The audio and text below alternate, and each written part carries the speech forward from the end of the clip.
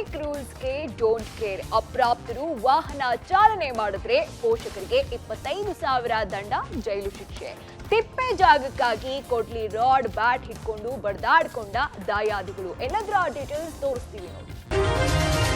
Traffic ನಿಯಮ ಉಲ್ಲಂಘನೆ ಮಾಡೋದ್ರಲ್ಲಿ ಬೆಂಗಳೂರು ಮೊದಲ ಸ್ಥಾನದಲ್ಲಿದೆ. ಸಂಚಾರಿ ಪೊಲೀಸರ ಭಯ ಇಲ್ಲದೆ ಹೆಲ್ಮೆಟ್ ಧರಿಸದೆ ರಾಜಾರೋಷವಾಗಿ ಸಂಚಾರ ಮಾಡ್ತಾ ಇರೋದು ಬೆಳಕಿಗೆ ಬಂದಿದೆ. ಸಿಗ್ನಲ್ ಇದ್ರೂ ಜಂಪ್ ಮಾಡೋದು, ಒನ್ ವೇನಲ್ಲಿ ಸಂಚಾರ ಮಾಡೋದು. ಬೆಂಗಳೂರಿನ ಸುಧಾಮನಗರದ ವೆಂಕಟರಮನ್ ಅನ್ನೋ ವ್ಯಕ್ತಿಯ ವಾಹನದ ಮೇಲೆ ಬರೋಬ್ಬರಿ 300ಕ್ಕೂ ಹೆಚ್ಚು ಕೇಸ್ಗಳಿದೆ. ದಂಡದ ಮೊತ್ತ ಬರೋಬ್ಬರಿ 3,02,000 ಇದೆ.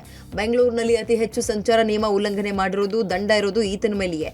KA05KF 7969 ನಂಬರಿನ ಆಕ್ಟಿವಾ ಹೋಂಡಾ ಸ್ಕೂಟರ್ನಲ್ಲಿ ವೆಂಕಟರಾಮನ್ ಸಂಚಾರಿ ನಿಯಮ ಉಲ್ಲಂಘನೆ ಮಾಡಿದ್ದಾರೆ.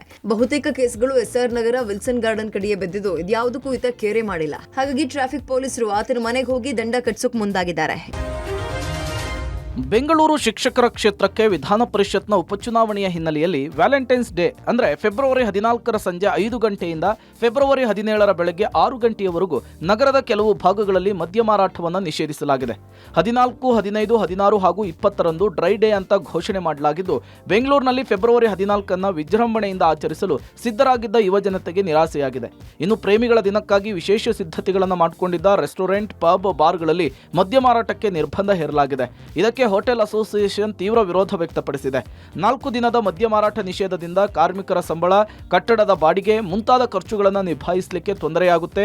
ಕೇವಲ 16,000 ಮತ ಚಲಾವಣೆಯಾಗುವ ಚುನಾವಣೆಗೆ 4 ದಿನ ಮದ್ಯ ಮಾರಾಟ ನಿಷೇಧದ ಆದೇಶವನ್ನು ಪುನರ್ ಪರಿಶೀಲನೆ ಮಾಡಬೇಕು ಅಂತೇಳಿ ಬೆಂಗಳೂರು ಚುನಾವಣಾ ಅಧಿಕಾರಿಗಳಿಗೆ ಹೋಟೆಲ್ ಅಸೋಸಿಯೇಷನ್ ಪತ್ರವನ್ನು ಬರೆದು ಮನವಿ ಮಾಡಿದೆ. ಕೇವಲ 16,000 ವೋಟರ್ಸ್ ಇರುವಂತಹ ಈ ಒಂದು ವ್ಯಕ್ತಿ ಚುನಾವಣೆಗೆ ಈ ರೀತಿ ಎಲ್ಲ ಸನ್ನದ್ದುಗಳನ್ನು ಮುಚ್ಚಿಸುವುದು ಸರಿಯಲ್ಲ. ನಮ್ಮ ಲೈಸೆನ್ಸ್ ಫೀಸ್ಗಳ ಜೊತೆ ಒಂದೊಂದು ಬಾರ್ ಆ್ಯಂಡ್ ರೆಸ್ಟೋರೆಂಟ್ಗಳಲ್ಲಿರುವಂಥ 50ರಿಂದ 100 ಕಾರ್ಮಿಕರಿಗೆ ಸಂಬಳ ಕೊಡಬೇಕು, ಬಾಡಿಗೆ ಕಟ್ಟಬೇಕು, ಲಕ್ಷಾಂತರ ರೂಪಾಯಿ ಕಷ್ಟವಾಗ್ತದೆ. ಇದನ್ನು ತಕ್ಷಣ ಗಮನದಲ್ಲಿ ಹೊರಿಸಿ ಇದನ್ನು ಹಿಂಪಡೆಯಬೇಕು. ಇಲ್ಲ ಕೇವಲ ಎಲೆಕ್ಷನ್ ದಿವಸ ಮಾತ್ರ ಮುಚ್ಚುವಂಥ ಆದೇಶ ಹೊರಡಿಸಬೇಕು. ಈ ಅವೈಜ್ಞಾನಿಕವಾದ ನಿರ್ಣಯವನ್ನು ಹಿಂಪಡೆಯಬೇಕು ಅಂತ ಚುನಾವಣಾಧಿಕಾರಿಗಳಲ್ಲಿ ಮನವಿ ಮಾಡಿದ್ದೇವೆ. ತಿಪ್ಪೆ ಜಾಗಕ್ಕಾಗಿ ದಾಯಾದಿಗಳು ಹೊಡೆದಾಡಿಕೊಂಡಂತಹ ಘಟನೆ ರಾಯಚೂರು ಜಿಲ್ಲೆಯ ಮಾನ್ವಿ ತಾಲೂಕಿನ ಮದ್ಲಾಪುರ ಗ್ರಾಮದಲ್ಲಿ ನಡೆದಿದೆ. ಹಾಡಹಗಲೇ ದಾಯಾದಿಗಳು ಕೊಡಲಿ, ರಾಡ್, ಬ್ಯಾಟನ್ನು ಹಾಗೂ ದೊಣ್ಣೆಯನ್ನು ಹಿಡಿದು ಪರಸ್ಪರ ಬಡಿದಾಡಿಕೊಂಡಿದ್ದಾರೆ. ಮಲ್ಲಿಕಾರ್ಜುನ್ ಎಂಬುವರ ಕುಟುಂಬದ ಮೇಲೆ 15 ಜನರು ಹಲ್ಲೆಯನ್ನು ಮಾಡಿದ್ದು, ಮಹಿಳೆಯರು ಹಾಗೂ ಮಕ್ಕಳಿಗೆ ಗಾಯವಾಗಿದೆ. ಗಾಯಾಳುಗಳಿಗೆ ಸ್ಥಳೀಯ ಆಸ್ಪತ್ರೆಯಲ್ಲಿ ಚಿಕಿತ್ಸೆ ನೀಡಲಾಗ್ತಾ ಇದೆ. ಹುಲಗಪ್ಪ, ಅಭಿಷೇಕ್, ಚಂದ್ರಶೇಖರ್, ಲಿಂಗಾರೆಡ್ಡಿ, ಅರುಣ್ ಕುಮಾರ್ ಸೇರಿ 15 ಜನರು ಹಲ್ಲೆಯನ್ನು ಮಾಡಿದ್ದಾರೆ ಎನ್ನಲಾಗ್ತಾ ಇದೆ. ಮಲ್ಲಿಕಾರ್ಜುನ್ ಎಂಬುವರು ತಮ್ಮ ಜಾಗ ಒತ್ತುವರಿ ಮಾಡಿ ನಮ್ಮ ಮೇಲೆ ದಬ್ಬಾಳಿಕೆ ಮಾಡ್ತಿದ್ದಾರೆ ಅಂಥೇಳಿ ಕಂಪ್ಲೇಂಟ್ ಕೊಟ್ಟಿದ್ದಾರೆ. ಇದೇ ವಿಚಾರಕ್ಕೇನೆ 2 ಕುಟುಂಬದ ಸದಸ್ಯರ ನಡುವೆ ಮಾರಾಮಾರಿಯಾಗಿದೆ. ಇನ್ನು ಘಟನೆಯ ಸಂಬಂಧ ಮಾನ್ವಿ ಪೊಲೀಸ್ ಠಾಣೆಯಲ್ಲಿ ದೂರು ಕೂಡ ದಾಖಲಾಗಿದೆ. ಬೈಕ್ ಕಳ್ಳರನ್ನ ಬಂಧಿಸುವಲ್ಲಿ ವಿಜಯಪುರ ಜಿಲ್ಲೆಯ ಸಿಂದಗಿ ಪೊಲೀಸರು ಯಶಸ್ವಿಯಾಗಿದ್ದಾರೆ. ಒಟ್ಟು 4 ಜನ ಬೈಕ್ ಕಳ್ಳರನ್ನ ಪೊಲೀಸರು ಬಂಧಿಸಿದ್ದಾರೆ. ಕಳ್ಳರಿಂದ ಲಕ್ಷಾಂತರ ಮೌಲ್ಯದ ಬೈಕ್ಗಳನ್ನ ವಶಕ್ಕೆ ಪಡೆದುಕೊಳ್ಳಲಾಗಿದೆ. ಬಸವರಾಜ್ ಹುಣಸಿಗಡದ್, ಹುಲುಗಪ್ಪ ಕೂಕಲೋರ, ಕೊಂಡಯ್ಯ ಪಾರ್ವತಿ ದೊಡ್ಡಿ, ರವಿಕುಮಾರ್ ಪಾರ್ವತಿ ದೊಡ್ಡಿ ಬಂಧಿತ ಆರೋಪಿಗಳಾಗಿದ್ದಾರೆ. ಆರೋಪಿಗಳು ಸಿಂದಗಿ ತಾಲೂಕಿನ ಯಕ್ಕಂಚಿ ಬೈಪಾಸ್ ಬಳಿ ಅನುಮಾನಾಸ್ಪದವಾಗಿ 2 ಬೈಕ್ನಲ್ಲಿ ಹೋಗ್ತಾ ಇದ್ದಂತಹ ವೇಳೆ ಪೊಲೀಸರು ದಾಳಿ ಮಾಡಿ ಬಂಧಿಸಿದ್ದಾರೆ. ವಿಜಯಪುರ, ಕಲಬುರಗಿ ಸೇರಿದಂತೆ ವಿವಿಧ ಕಡೆಗೆ ಕಳ್ಳತನ ಮಾಡಿದ 16,65,000 ಮೌಲ್ಯದ 37 ಬೈಕ್ಗಳನ್ನು ವಶಕ್ಕೆ ಪಡೆದುಕೊಳ್ಳಲಾಗಿದೆ. ಇನ್ನು ಸಿಂದಗಿ ಪೊಲೀಸರ ಕಾರ್ಯಕ್ಕೆ SP ಋಷಿಕೇಶ್ ಸೋನಾವಣೆ ಅಭಿನಂದನೆಯನ್ನ ಸಲ್ಲಿಸಿದ್ದಾರೆ.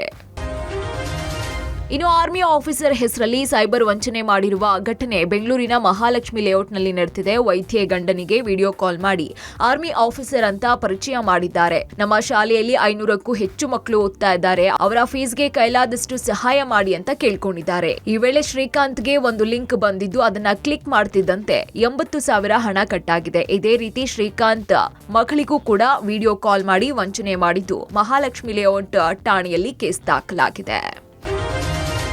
ರಾಯಚೂರಿನ ದೇವಸಗೂರು ಬಳಿ ಕೃಷ್ಣಾ ನದಿಯಲ್ಲಿ ಪತ್ತೆಯಾಗಿದ್ದ 3 ವಿಗ್ರಹಗಳಲ್ಲಿ ಅಯೋಧ್ಯೆ ರಾಮಲಲ್ಲಾ ವಿನ್ಯಾಸ ಹೋಲುವ ದಶಾವತಾರಿ ವಿಷ್ಣು ವಿಗ್ರಹ ಪುರಾತತ್ವ ಇಲಾಖೆ ಮ್ಯೂಸಿಯಂ ಸೇರಿದೆ. ಒಂದು ವಿಗ್ರಹ ರಾಜ್ಯಕ್ಕೆ ಸೇರಿದ್ರೆ 12 ವಿಗ್ರಹಗಳು ತೆಲಂಗಾಣದ ಪಾಲಾಗಿದೆ. ದೇವಸಗೂರಿನ ರಾಮಲಿಂಗೇಶ್ವರ ದೇವಾಲಯದಲ್ಲಿ ಇರಿಸಿದ್ದ ವಿಷ್ಣು ಮೂರ್ತಿಯನ್ನ ಪುರಾತತ್ವ ಇಲಾಖೆ ಅಧಿಕಾರಿಗಳು ಪರಿಶೀಲನೆ ನಡೆಸಿ ವಸ್ತು ಸಂಗ್ರಹಾಲಯಕ್ಕೆ ಸ್ಥಳಾಂತರಿಸಿದ್ದಾರೆ. ರಾಯಚೂರಿನ ನವರಂಗ್ ದರ್ಗಾದಲ್ಲಿನ ಪ್ರಾಚ್ಯ ವಸ್ತು ಸಂಗ್ರಹಾಲಯಕ್ಕೆ ಶಿಫ್ಟ್ ಮಾಡಲಾಗಿದೆ. ಆದರೆ ವಿಗ್ರಹದ ಕಾಲಾವಧಿ ಬಗ್ಗೆ ಇನ್ನೂ ಗೊಂದಲ ಮುಂದುವರೆದಿದೆ. 400 ವರ್ಷಗಳಷ್ಟು ಹಳೆ ವಿಗ್ರಹ ಅನ್ನುವ ಶಂಕೆ ಇದು ಪರಿಶೀಲನೆ ನಡೆಸಿದ್ದಾರೆ. ಇನ್ನೊಂದು ವಿಷ್ಣು ವಿಗ್ರಹ ಹಾಗೂ ಶಿವಲಿಂಗ ತೆಲಂಗಾಣದ ಪಾಲಾಗಿದೆ. ಎರಡು ರಾಜ್ಯಗಳ ಗಡಿಯಲ್ಲಿ ಮೂರ್ತಿಗಳು ದೊರೆತ ಹಿನ್ನೆಲೆ ಪೈಪೋಟಿ ನಡೆದಿತ್ತು. ತೆಲಂಗಾಣದ ಭಕ್ತರು ತೆಗೆದುಕೊಂಡು ಹೋದ ವಿಷ್ಣು ವಿಗ್ರಹ ಹಾಗೂ ಶಿವಲಿಂಗದ ಕುರಿತು ತೆಲಂಗಾಣದ ಅಧಿಕಾರಿಗಳು ಅಧ್ಯಯನ ನಡೆಸಿದ್ದಾರೆ. ವಿಗ್ರಹಗಳ ಸಂಪೂರ್ಣ ಪರಿಶೀಲನೆ ಬಳಿಕ ಮುಂದಿನ ಕ್ರಮ ಕೈಗೊಳ್ಳಲಾಗುತ್ತೆ ಅಂತ ಜಿಲ್ಲಾಧಿಕಾರಿ ಚಂದ್ರಶೇಖರ್ ನಾಯ್ಕ್ ತಿಳಿಸಿದ್ದಾರೆ. ನಮ್ಮ ಬಾರ್ಡರ್ ಸೈಡ್ ಸಿಕ್ಕಿರುವಂತಹ ಮೂರ್ತಿನ ನಮ್ಮ ಆರ್ಕಿಯಾಲಜಿ ಡಿಪಾರ್ಟ್ಮೆಂಟ್ ಅವರು ತಗೊಂಡು ಹೋಗಿದ್ದಾರೆ, ಅವರ ಸುಪರ್ತಿಗೆ ತಗೊಂಡಿದ್ದಾರೆ. ಈಗ ಪ್ರಿಲಿಮಿನರಿ ಚೆಕ್ ಮಾಡ್ತಾರೆ, ಅಂದರೆ ಅಂದಾಜು ಯಾವ ವರ್ಷದ್ದಿರ್ಬೋದು ಅದು ಎಕ್ಸೆಟ್ರಾ ಅಂತ. ಸೊ ಆರ್ಕಿಯಾಲಜಿಕಲಿ ಇಂಪಾರ್ಟೆಂಟ್ ಮೂರ್ತಿ ಅಂತ ಆಯಿತು ಅಂತ ಹೇಳಿದ್ರೆ ಅದನ್ನು ಸ್ಟೇಟ್ ಆರ್ಕಿಯಾಲಜಿ ಡಿಪಾರ್ಟ್ಮೆಂಟ್ಗೆ ಹ್ಯಾಂಡ್ ಓವರ್ ಮಾಡ್ತೀವಿ. ಇಲ್ಲ ಅಂತ ಹೇಳಿದ್ರೆ ನೆಕ್ಸ್ಟ್ ಮುಂದಿನ ಕ್ರಮ ಏನು ಮಾಡಬೇಕು ಅಂತ ನಾವು ನೋಡ್ತೀವಿ.